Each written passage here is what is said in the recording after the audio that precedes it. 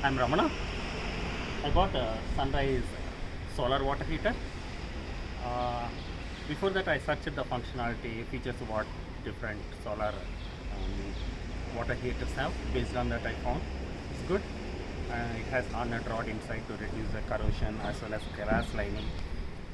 And those will give good life to the solar water system.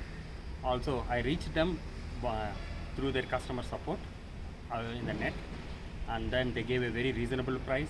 They explained well about the features. Uh, Also, the it can withstand for about 1000 plus ppm.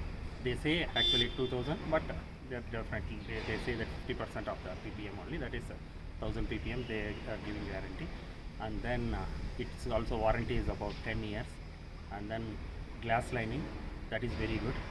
So when you are buying, compare the prices, features, and then go for it.